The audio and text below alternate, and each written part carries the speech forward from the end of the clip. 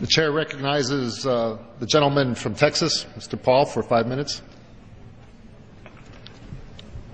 Thank you, Mr. Speaker. Mr. Speaker, I am pleased that the Constitution has received a lot of attention in recent weeks, thanks to the Tea Party movement.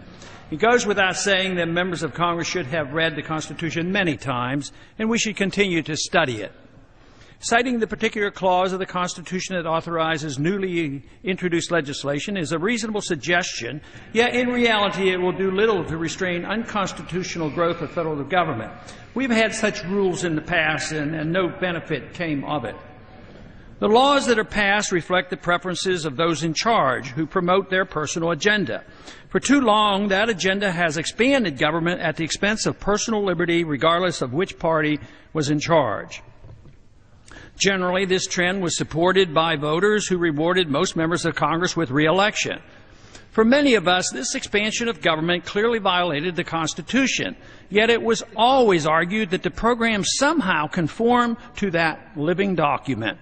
By misinterpreting the General Welfare Clause, the Interstate Commerce Clause, and the Necessary and Proper Clause, Congress has justified every conceivable expansion of the federal government.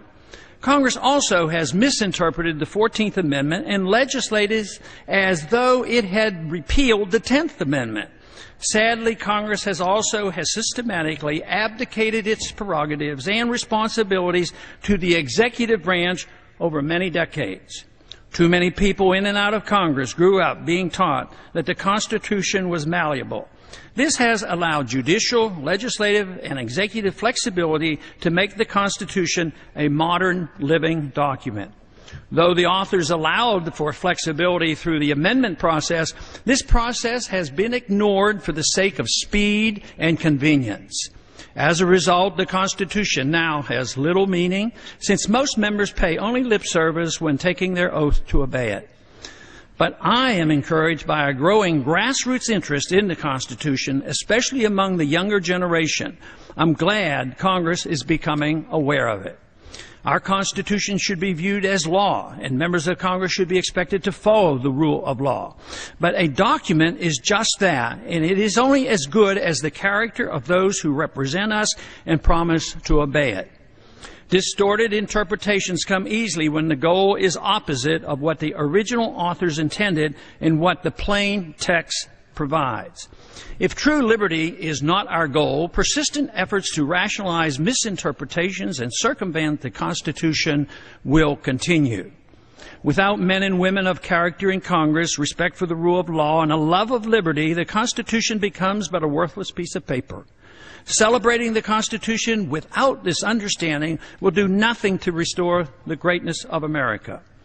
Simply praising the document distracts from the need for members to gain the courage to resist special interests, political self-interest, emergency needs in times of crisis, fear-based economic myths, and the persistent temptation to seek security over liberty while ignoring personal responsibility and self-reliance.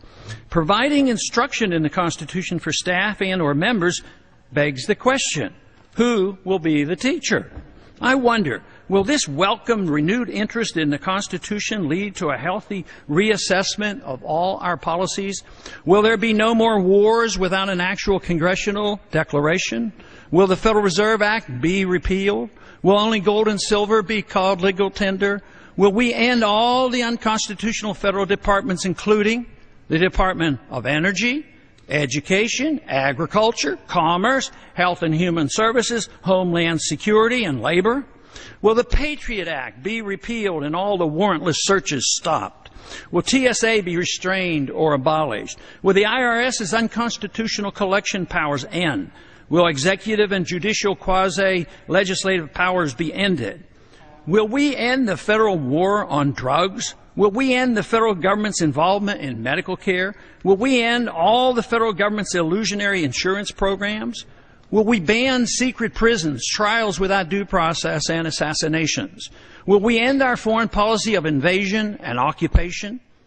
For Americans to once again become the standard for a free society, our love of liberty and desire for peace must far surpass any public display of fidelity to the Constitution.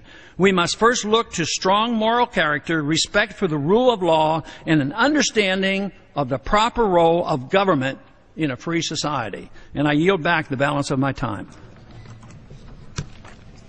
Thank you. The chair recognizes the gentleman from California, Mr. Farr, for 5 minutes.